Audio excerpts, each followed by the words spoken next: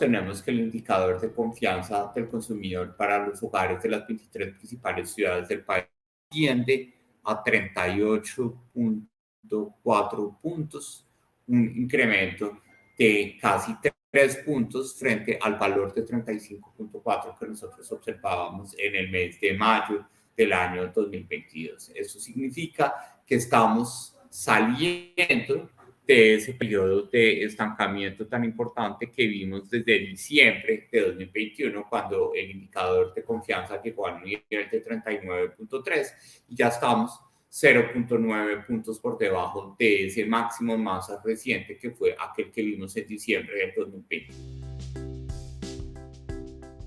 El deterioro del indicador de confianza del consumidor en Cartagena no ha tenido freno a lo largo de los últimos meses y por eso tenemos que reportar este valor que rápidamente se observa como atípico en función del indicador de confianza del consumidor, que llega en Cartagena a estar en los 17.8 puntos sobre 100, en donde van a ver ustedes cuál es la importante asociación que tiene ese indicador de confianza del consumidor con elementos asociados con la percepción de inseguridad en la ciudad, tanto de día como de noche, y los elementos asociados con la inseguridad alimentaria que visibilizamos a través de las respuestas de nuestra pregunta a la posibilidad de consumir 3 comidas al día o más por parte de los hogares que son sujeto de la encuesta y que al mismo tiempo son representativos de las 23 principales ciudades del país. En ese punto tenemos o seguimos observando que Cúcuta, Neiva, Ibagué y Cali son las 4 ciudades con un mayor nivel de confianza. En el caso de Medellín, área metropolitana que nos encontramos el día de hoy, estamos viendo un indicador de confianza de 39.7 puntos, mientras que Cartagena, Quibdó y Riohacha están observando los menores niveles de confianza de sus hogares, todos por debajo de 31, específicamente Cartagena con un nivel de 17.8 puntos sobre 100. Estamos viendo que el 46.6% de los hogares de las 23 principales ciudades del país están viendo que la situación económica de su hogar es peor o mucho peor que hoy, que aquella que regía hace 12 meses. Eso significa que estamos viendo un avance después de ver niveles al inicio de la pandemia cercanos al 70 o al 80% de los hogares, reflejando que consideraban que su situación económica era peor o mucho peor en los hoy que hace 12 meses. Cuando queremos hacer la proyección hacia el futuro, pues siempre pensamos en los hogares que consideran o cómo consideran los hogares que estará la situación económica de su hogar en los próximos 12 meses y por consiguiente hacia el futuro tratamos de establecer que siendo con el optimismo y vemos una mejora porque aquí pues más de 1 de cada 3 hogares de las 23 principales ciudades del país ya considera que la situación económica de su hogar puede estar mejor o mucho mejor en los próximos 12 meses. Entonces es importante resaltar la concentración en el análisis de igualdad o de estabilidad. En este punto seguimos viendo un marcado sentimiento de deterioro de la situación económica presente comparada con la que se observaba hace 12 meses, en donde rápidamente ustedes pueden ver cómo el 62.7%, es decir, casi 2 de cada 3 jefes de hogar de las 23 principales ciudades del país considera que la situación económica del país hoy es peor o mucho peor de lo que sucedía hace 12 meses en términos del contexto económico del país. Y cuando queremos ver cuál es ese optimismo relativo frente a la situación económica del país hacia el futuro, pues vemos rápidamente una mejora en donde el 35.6% de los hogares de las 23 principales ciudades del país considera que la situación económica del país puede estar mejor o mucho mejor en los próximos 12 meses. Si bien es una mejora, es importante resaltar que todavía estamos en una participación cuasi minoritaria frente a esta situación de optimismo, entonces sigue siendo el concepto mucho más prominente de las percepciones o de los niveles de confianza de los hogares es considerar que en los próximos 12 meses la situación del país va a estar igual a lo que sucede hoy. Una de cada 3 personas perciben eso, en donde somos conscientes que 2 de cada 3 personas consideran que la situación de hoy es peor que hace 12 meses. Entonces, en ese punto hemos visto incrementos en el porcentaje de hogares que sí tiene posibilidad de ahorrar sus ingresos, es decir, que dado que los tiene, sí los puede ahorrar, y asimismo hemos visto disminuciones en relación con el porcentaje de hogares que nos dicen, como lo decimos coloquialmente,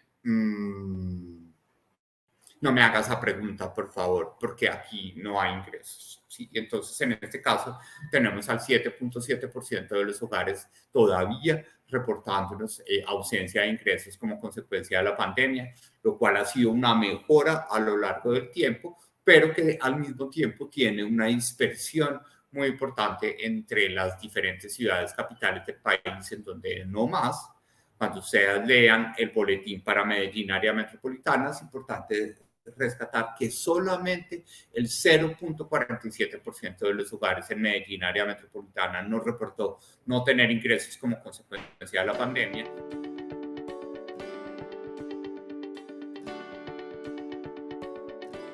Tenemos que el 51.3% de los jefes de hogar y o cónyuges de las 23 principales ciudades del país nos reportan haber estado trabajando en los últimos 7 días, y solamente el 5.8% de ellos nos reporta estar buscando trabajo. Cuando nosotros queremos ver desde la perspectiva interseccional cómo se diferencian esos resultados, pues es importante resaltar que dentro de la población que nos dijo, en este caso, el 35% que estaba dedicada a oficios del hogar, pues nosotros estamos viendo que desafortunadamente ese 35% se lee como 55.4% para las personas de 50 años o más, lo cual no solo evidencia una brecha de género, sino una brecha interseccional, en este caso intergeneracional, en materia de sobrecarga del trabajo doméstico y de cuidado no remunerado en hombres y mujeres, pero sobre todo en mujeres mayores de 55 años. Prevalencia del trabajo remoto: 9,2% de jefes de hogar y cónyuges nos reportaron haber estado a través de teletrabajo, trabajo en casa o modalidad virtual, algo que favorece particularmente a las mujeres, que nos parece un resultado muy positivo en la medida en que es el 9,2% de personas, jefes de hogar o cónyuges, que están trabajando de forma remota, se lee como un 10,4% cuando estamos hablando de jefas de hogar o cónyuges mujeres de hombres o mujeres, jefes o jefas de hogar. El bus urbano tradicional sigue siendo el mecanismo más importante para desplazarse al interior de las 23 principales ciudades y áreas metropolitanas para ir a trabajar, con una mayor prevalencia siempre para las mujeres, utilizando estos mecanismos de bus tradicional, de transporte articulado y a pie. Entonces, importante resaltar que cuando vamos a pie, prácticamente 1 de cada 5 jefes de hogar de las 23 principales ciudades del país nos reporta ir a pie a su trabajo. Adicionalmente, tenemos prácticamente un empate técnico entre la prevalencia de personas que se encuentran efectivamente trabajando, que nos dicen que el medio de transporte utilizado para trabajar corresponde tanto al transporte masivo articulado como a la moto particular. El 46 minutos que nosotros veíamos, 46.1 minutos que veíamos de tiempo de desplazamiento promedio de los jefes de hogar de las 23 principales ciudades del país que trabajan, se vuelve 83 minutos, es decir, casi llega a duplicarse el tiempo, 1 hora y 25 minutos del tiempo en un desplazamiento, que es el desplazamiento de ida al trabajo. Mientras tanto, las personas que trabajan o que van en transporte informal, es decir, en ese caso el mototaxismo, motorratón o cualquier otro tipo de mecanismo, estamos viendo que se tardan 23.3 minutos.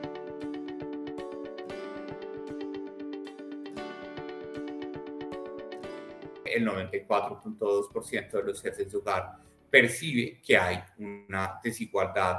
de ingreso entre pobres y ricos y solamente tenemos al 5.8% de los jefes de hogar reportando que en efecto no existe tal desigualdad.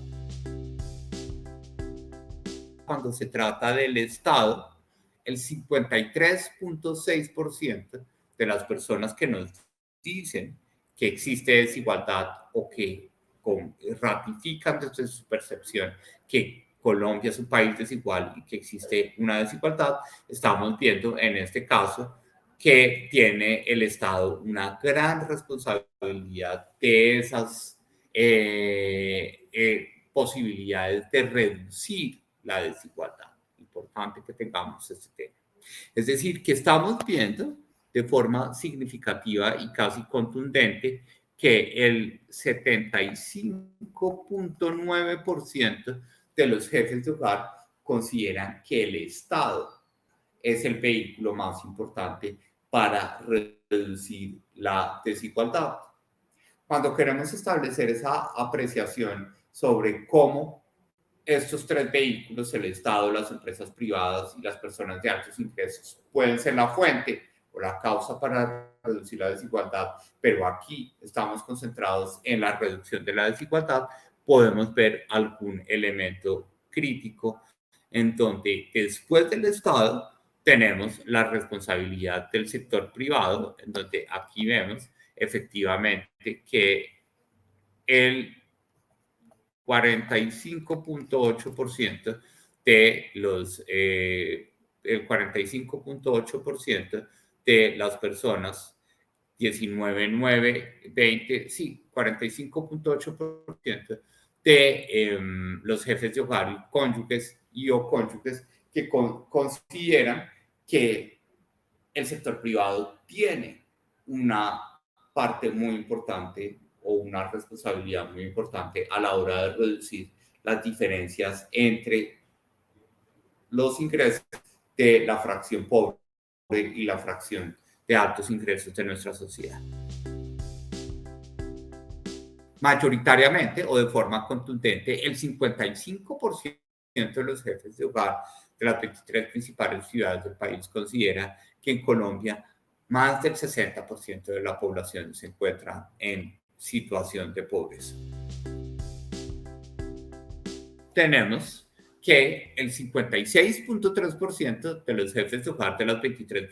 principales ciudades del país, es decir, más de la mitad de los jefes de hogar de las 23 principales ciudades del país, considera que destina entre el 0 y el 20% de su ingreso al pago de impuestos, en donde, pues, en este caso estamos hablando tanto de impuestos directos como de impuestos indirectos, es decir, impuesto a la renta, impuesto al patrimonio, si es llegado el caso, y los impuestos indirectos como el IVA y el impuesto al consumo y cualquier otro tipo de impuestos que se pueda generar desde esta perspectiva. Un elemento que resulta controversial, ¿sí? Que en un país en donde la concentración de la renta en personas es tan baja, tengamos que todavía el 56.3% de los jefes de hogar considere que está destinando hasta una quinta parte de su presupuesto